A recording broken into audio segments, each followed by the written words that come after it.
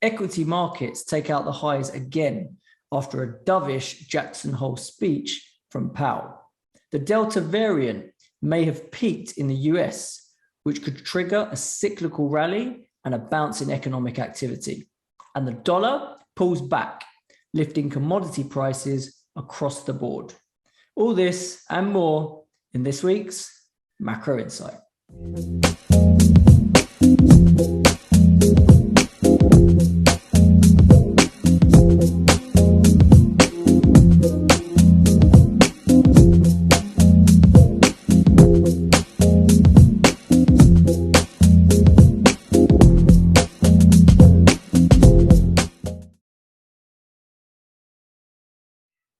Welcome back to Macro Insight, everyone. Today is the 31st of August, and let's talk about these markets. Okay, so last week, S&P kind of treaded sideways all week as we thought into Jackson Hole. Not a lot was going to happen before then. And then it took its excuse to explode higher as markets perceived the speech from Powell as pretty dovish. The main takeaway really being that whilst they admitted that tapering was likely to start this year, they didn't specify a date. They insisted on patience in hiking rates, and they viewed tapering and interest rate policy as separate things, right? And that's why it was taken dovishly by the market. You saw the rates market kind of, price short end rates down a little bit. I think 2-year was down by about 5 basis points. And hence you had the move in the dollar a little bit lower, basically. And then that lifted all asset prices, all risk asset prices. So good rallies out of commodities, good rallies out of cyclicals and just the market in general, right?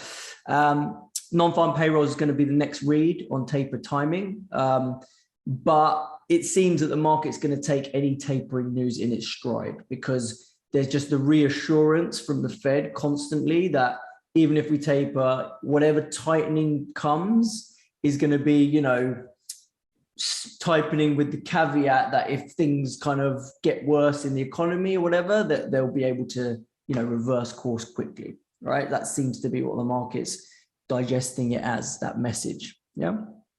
Let's take a look at some of the charts. Okay, so here we've got the S&P. So as you can see, we were kind of in between that range of around sort of 4450-ish and 4500, trading in that range for most of the week. And then after Powell, we broke through there and kind of haven't really, went straight up to highs of 45. Pulling back a little bit today as we speak, right? But in general, that was the rally we got post the dovish comments. More momentum really in the Nasdaq. So if we have a look at what Nasdaq's been doing, taking out its highs. So I've drawn a channel here on the Nasdaq, kind of going back to May. Seems like, if we stay within that channel and we're accelerating, we're picking up momentum as we go here. So pretty dangerous time to be short Nasdaq, I would say.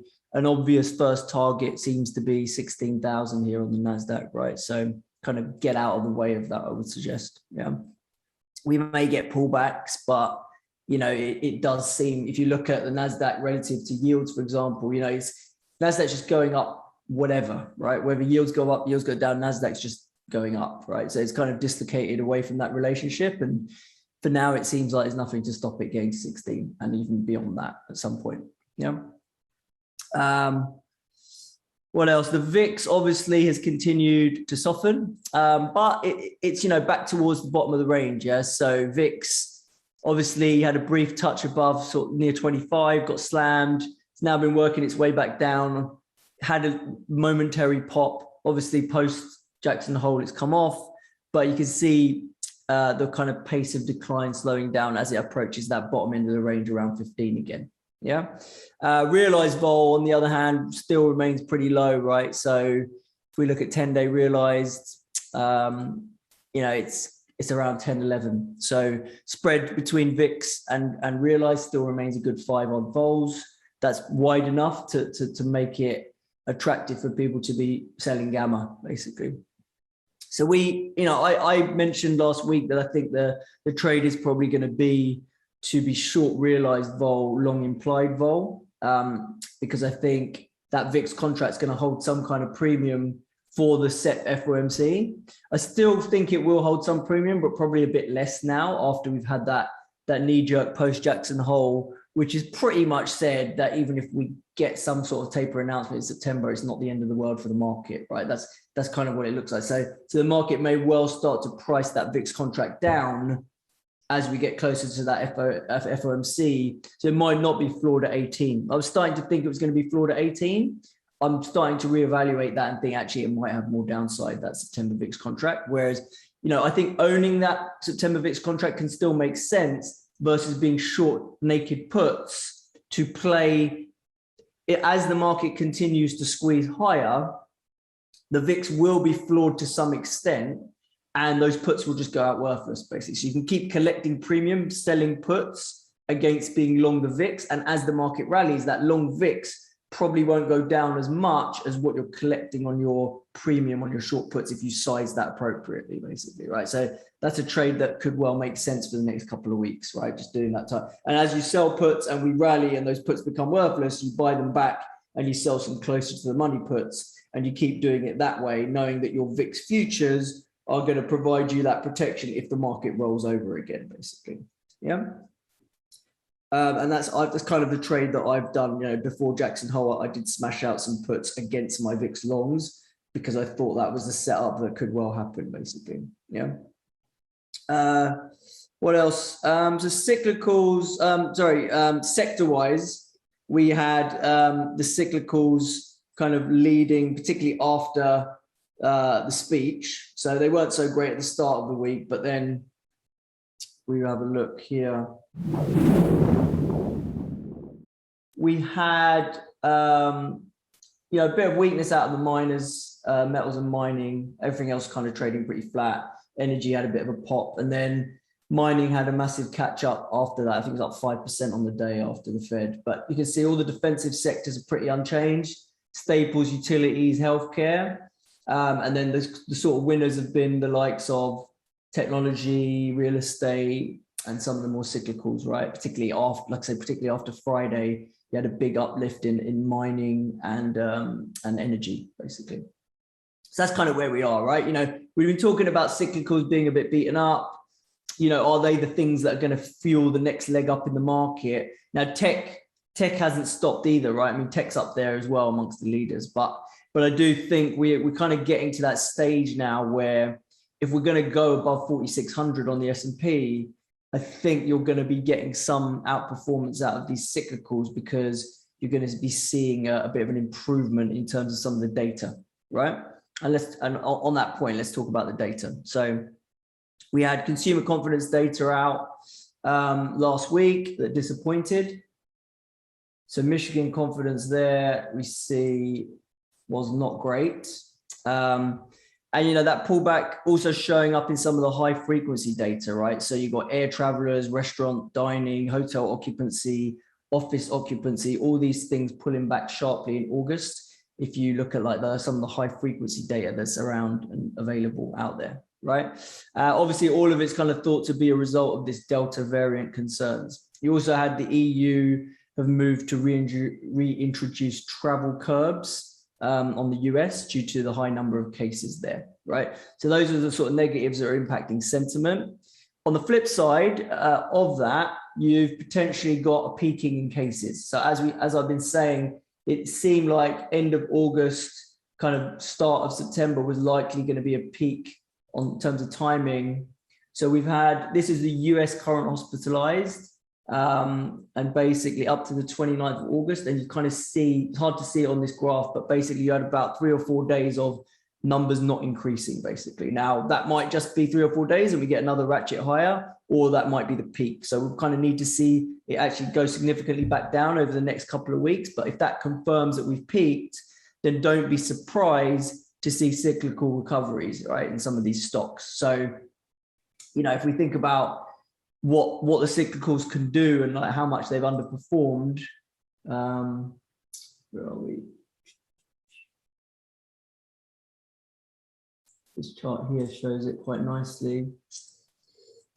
So you've got cyclicals outperforming in sort of February, March, up to a peak there. Then you saw obviously market carry on chugging higher and cyclicals just trade flat. And now there's quite a big underperformance there, basically, right? So cyclicals underperforming the stock as the broader stock market rises. I mean, that's hopefully you can see that graph. It's not expanding for some reason, but the idea there's a decent catch up in the cyclical trade if we do start to see the favorable data on that front, right? You've also got, you know, COVID reopening versus lockdown portfolios that various banks put out, and you can see that's starting to bottom out.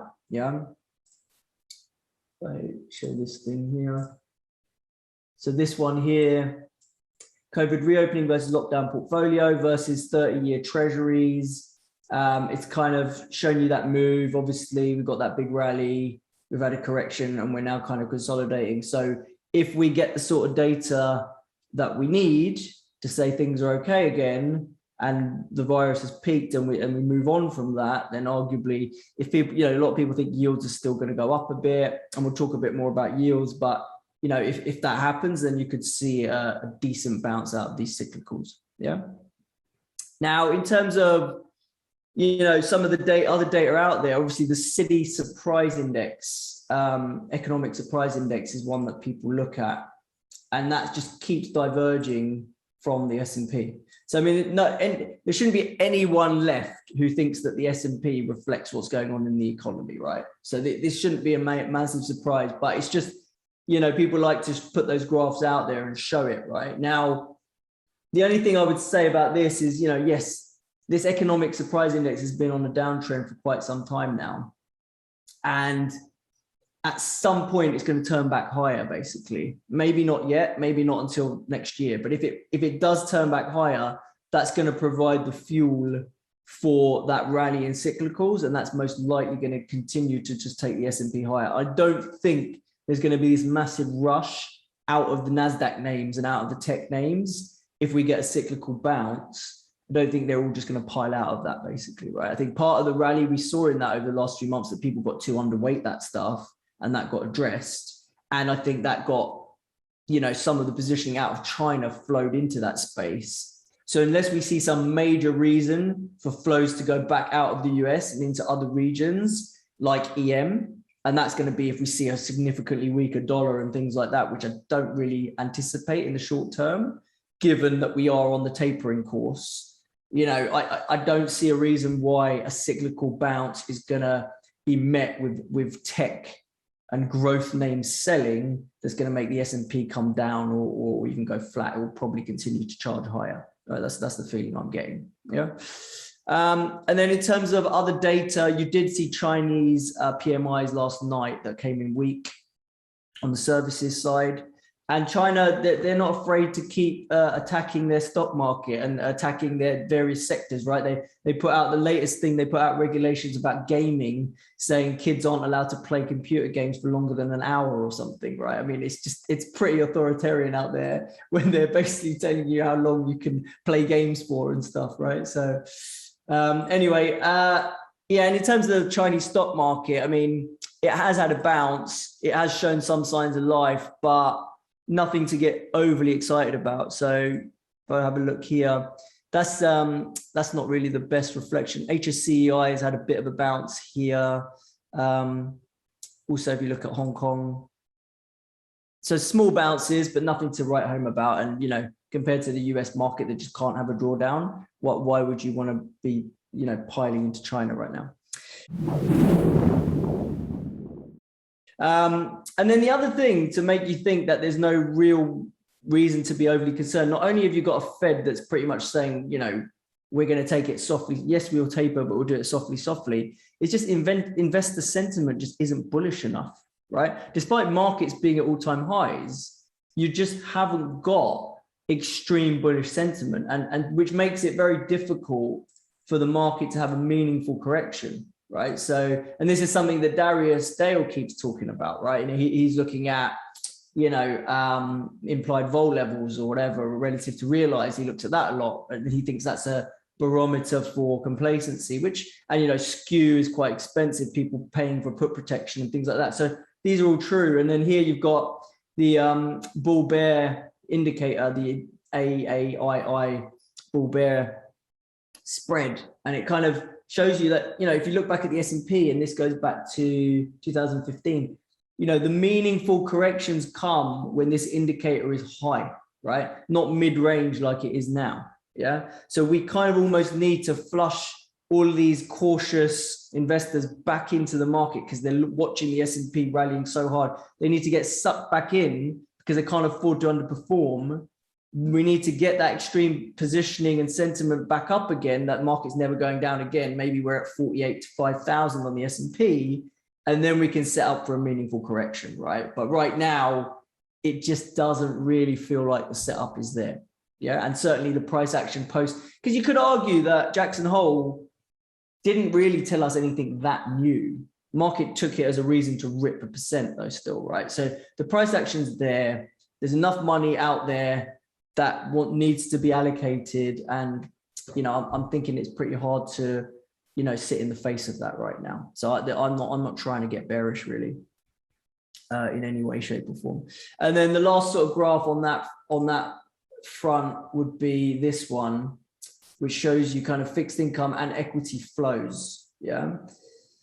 So you've got fixed income, US fixed income active and passive as a percentage of AUM, and then US equity active and passive as a percentage of AUM, right? So this kind of shows us that, look at the blue line, it's nowhere near its local highs basically, right? So, you know, you kind of need, it's closer to levels where, you know, markets are at the lows, not at the highs, right?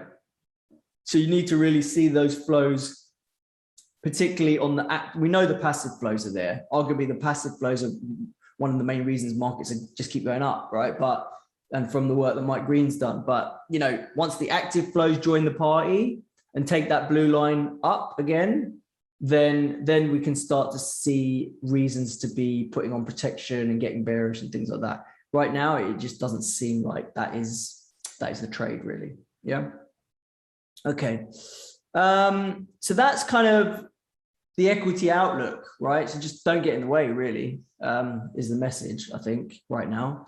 And then, I mean, in terms of what's coming up this week, the ADP employment, obviously is like that. Sometimes people see it as a lead to non-farms. I think it's quite volatile. ISM manufacturing, OPEC meeting on Wednesday. Let's see what comes out of that. I'll talk a bit about that when I talk about oil. And then US non-farm payrolls is the main event on Friday, and US ISM services. So payrolls, again, is it going to matter that much? It probably will provide a little bit of choppiness in the rates market. Some people speculating on taper timing, whether it's October, November, December, whatever it may be. I just think that the market's going to take that in its stride, right? We now know that tapering's likely, but there's just always that caveat that they're watching and they're looking at what's going on, and, you know, that they can tweak that dial. And at the end of the day, they are still buying 120 billion a month, right? So even if they taper a little bit, is that going to stop the flood of liquidity? I don't think so. And it doesn't seem like just the notion of just tapering being a tightening dynamic and spooking the market just isn't there. The market seems to care much more about rate hikes, which we're now pushing further out. We're saying that tapering is not the same as rate hikes.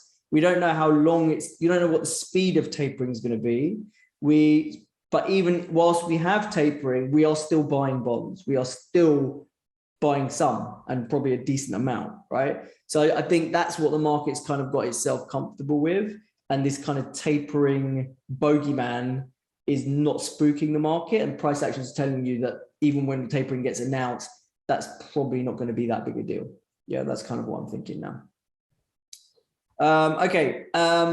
Now, if we go on to FX and rates and what's been happening there.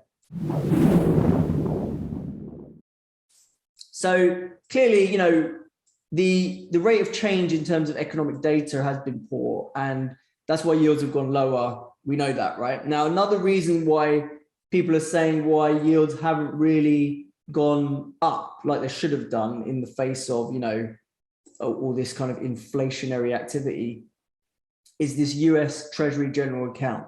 right? So if you look at, that's a pretty dramatic.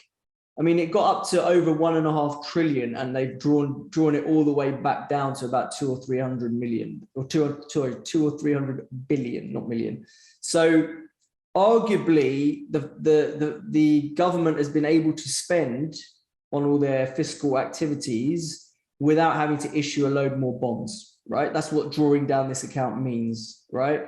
So that the idea is now that's back down to where it kind of needs to be, and there's no more excess cash in there to play with, they're going to need to issue more bonds in the US, and that's going to have to filter through to the bond market and probably lead on to slightly higher yields, right? That's the argument. So the argument is that yields will need to go a bit higher as the issuance comes to the table, now that the Treasury General Account has gone back down to normal. Okay, so that's one thing to kind of keep an eye on, and see if yields do kind of pop over coming months on that dynamic, basically. Now, post Jackson Hole, yields obviously came a bit softer, right? And that was across the curve.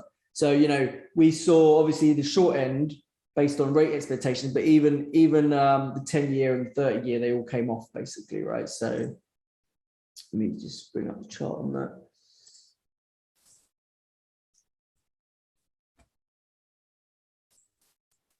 So bonds, 10-year. So you can see 2-year came off by about 5 bips, 5-year from what, 86 to 77, it's about 9 bips. And then the 10-year still in its downtrend, tapped 138, is back to like 128. So about 10 basis points off its highs, right? And same story with 30-year, they're all off, right? So that trend for now hasn't been broken. Like I say, might get some choppiness around non-farms on that, but for now that downtrend's actually still intact. So no reason to kind of make a strong opinion on that either way. If it breaks up through that downtrend, then yeah, maybe that's the trigger to say, okay, yields are going to go a bit higher now, right? And then on the FX front, obviously Dovish, Powell gave us a rejection again of that top end of the range, but actually that had already happened, right? So it was more from this level, 93.20, and we've come back off. But it's not like the dollar's crashing, right? It was near the top of the range. It failed to break again. It had a bearish divergence on the momentum, so and that was just the catalyst to like bring the pullback. But it's mid-range now. No real strong feeling on this one. It's back to the middle of the range. I think it's going to be pretty range bound for the next couple of weeks as we wait for FOMC, see what comes, right? And see how aggressive, see what sort of announcement we get, and see how aggressive they decide to be on tapering. But for now, nothing to do on dollar for me. Front, if we talk about oil first, so you've got OPEC this week. You obviously had the Hurricane Ida smashing up New Orleans again. But that created a bit of a spike over the weekend on both natural gas and oil. Oil's come back. Natural gas is still kind of at pretty crazy high levels, but I think there's a lot of factors that feed into that. In terms of oil, I had bought the oil down at 63. I just kind of doubled up my risk down there because I like it. It's good levels, good entry levels down there. I have actually flipped out of some today around sort of 68.30 level. I still maintain my long. I would probably add if we got back down to any support levels if it did roll over again, and just use dips to buy. But I'm just managing my position that way and trading around the volatility because oil is quite volatile, right? So, just scaling in when we hit the support zones into a longer term hold position. But then as we pop and price action kind of starts to look a little bit dodgy, then let little clips go, but maintain a long position. That's kind of my strategy right now in oil. Yeah. I do think, OPEC generally is supportive of price, but we've had a decent bounce, right? We've had a $62 to $60, $7 bounce. So they don't need to say a lot to puff up the price. It's kind of bouncing anyway. And if Delta is showing signs of peaking, then that will probably be good for oil anyway. Yeah. In terms of gold, thanks for watching, guys. If you like this content, please subscribe to our channel, give the video a thumbs up, and hit the notification bell so you don't miss out on future videos. To watch the entire macro call, which includes the live Q&A and a walkthrough of all my top trades, you can sign up for a free trial to Macro Insight. If you join our exclusive trading community, you'll get access to our Telegram group, and you'll also get weekly market reports summarizing the macro call. The link is in the description to the video. And for more information, you can connect with us on socials, or you can visit our website, options-insight.com. Thanks a lot.